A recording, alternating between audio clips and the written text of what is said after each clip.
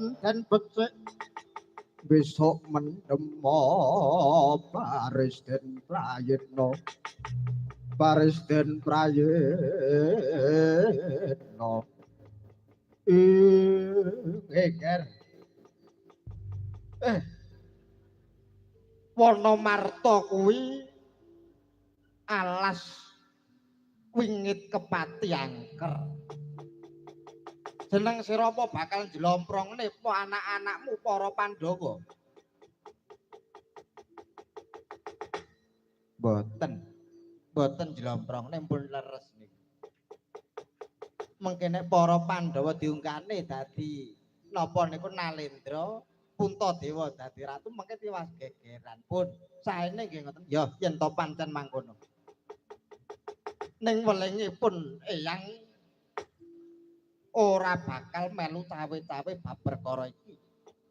sandangen dhewe karo para Kurawa kae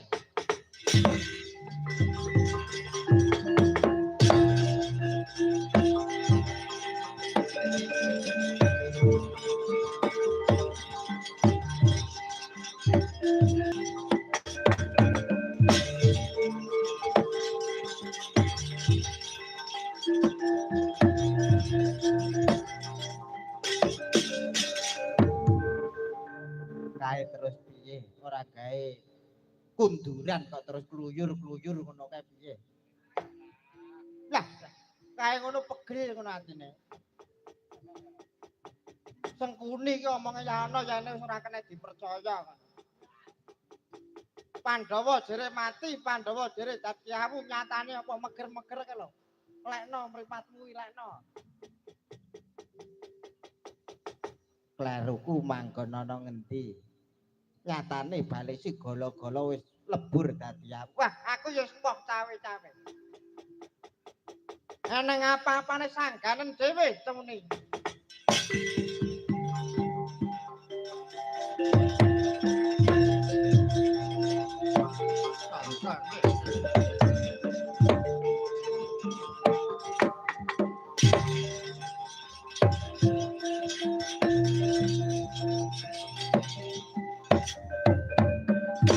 limbuan